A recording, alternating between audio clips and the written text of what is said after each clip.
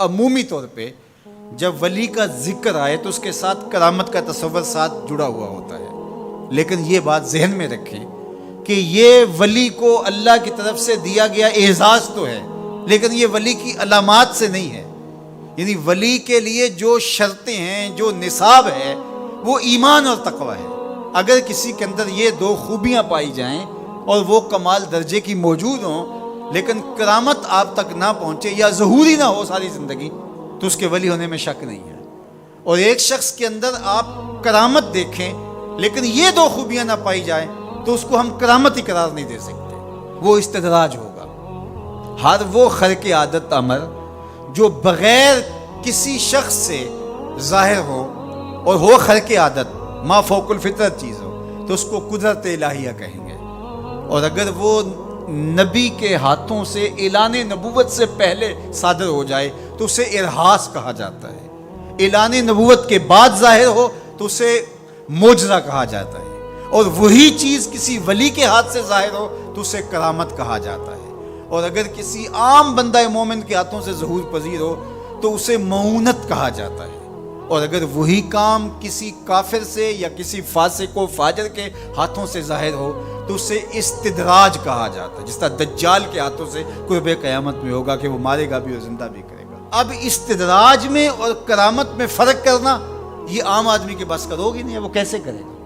تو اس کے لیے سادہ کلیہ یہ ہے کہ ایمان اور تقوی کی شرط کے ساتھ اس چیز کو کرامت کہا جائے گا، اور اگر یہ دونوں شرطیں نہیں پائی جا رہی تو وہ پھر استدراج ہوگا۔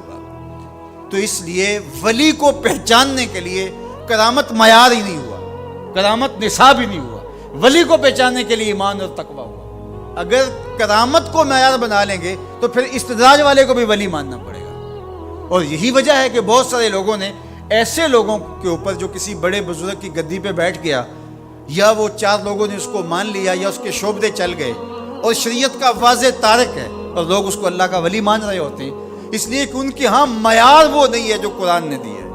قرآن نے دی الذین آمنوا وکانوا یتقون، اور کرامت معیار نہیں ہے، وہ ایک ثمرہ ہے۔ اس ثمرے کو پہچانا جائے گا اس اصل نصاب کے بعد۔ اس کو صرف ایک مثال سے سمجھاتا ہوں۔ حضرت داتا گنج بخش علی حجویری علیہ الرحمہ نے کشف المعجوب میں یہ واقعہ لکھا ہے۔ کہتے ہیں کہ شیخ علی الخواص ایک بہت بڑے بزرگ تھے، وہ سفر پہ جا رہے تھے اور صاحب حال تھے، با کمال تھے، واقعتاً اللہ کے ولی تھے۔ ایک شخص آیا اور ہانپتا کانپتا ان کے پاس آ کے رکا، کہا آپ شیخ علی الخواص ہیں؟ فرمایا ہاں۔ تو کہا کہ میں لمبا سفر کر کے آیا ہوں اور آپ کی صحبت میں کچھ دن گزارنا چاہتا ہوں، تو آپ مجھے اپنی صحبت کے شرف سے محروم نہ رکھیے۔ تو حضرت شیخ علی الخواص نے مراقبہ کیا اور اسے کہا کہ مجھے تیرے بدن سے کفر کی بو آ رہی ہے۔ اللہ والوں کو اللہ نے بصیرت کا نور دیا ہوتا ہے۔ اس نے کہا جی میں نصرانی ہوں اور دیار غرب سے آیا ہوں، آپ کی شہرت سنی تھی تو آپ کی صحبت میں کچھ وقت گزارنے کی آرزو ہے، مجھے محروم نہ رکھیے۔ شیخ کہتے ہیں میں نے ٹالنا چاہا، میں نے کہا کہ میری صحبت میں رہنا بڑا مشکل ہوگا، تکلیفیں سہنا پڑیں گی۔ اس نے کہا جی میں گوارا کروں گا۔ فرمایا ٹھیک ہے۔ کہا کہ میں چلتا گیا اور وہ بھی میرے ساتھ تھا۔ 8 دن گزر گئے، کبھی کھانا ملتا، کبھی 2 لقمے لے لیتے، کبھی پانی پی کے گزر اوقات ہوتی، کبھی گھاس کھا لیتے۔ ایک دن اس کا وجود کپ کپا رہا تھا بھوک کی شدت کی وجہ سے۔ اس نے مجھے کہا شیخ آپ اللہ کے بندے ہیں، میں نے عہد تو کیا تھا کہ کوئی آپ سے مطالبہ نہ کر پاؤں، لیکن اب میری سخت جواب دے گئی، تو آپ اللہ کے مقرب ہیں، تو اللہ کے اس قرب کی وجہ سے اس سے دعا کیجئے تو وہ میرے اور آپ کے کھانے کا انتظام کر دے۔ کہتے ہیں کہ میں اس کی حالت کو دیکھ کر کے سجدہ ریز ہو گیا اور اللہ کی بارگاہ میں نے یہ دعا کی مالک اس کافر کے سامنے رسوا نہ کرنا۔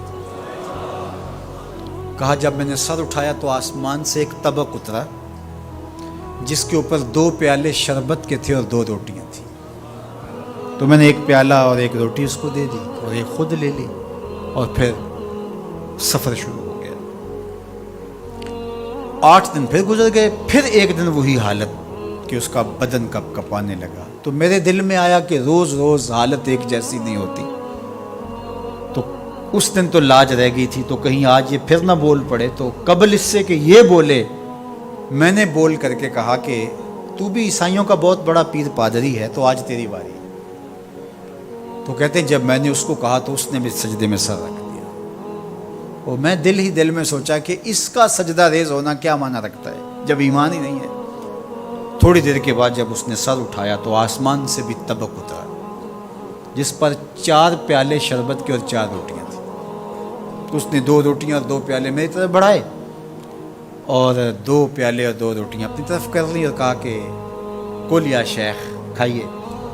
میں نے کہا میں نہیں کھاؤں گا، اس لیے کہ کرامت ہو نہیں سکتی، اور استدراج کا کھانا جو ہے وہ میں کھا نہیں سکتا، چونکہ تم کافر ہو تو میں استدراج کا کھانا کھاؤں تو یہ نہیں ہو سکتا۔ تو اس نے کہا کل یا شیخ، شیخ کھائیے اور میری طرف سے 2 مبارکیں وصول کیجیے۔ میں حیران ہوا، نے کہا کیا مبارکیں؟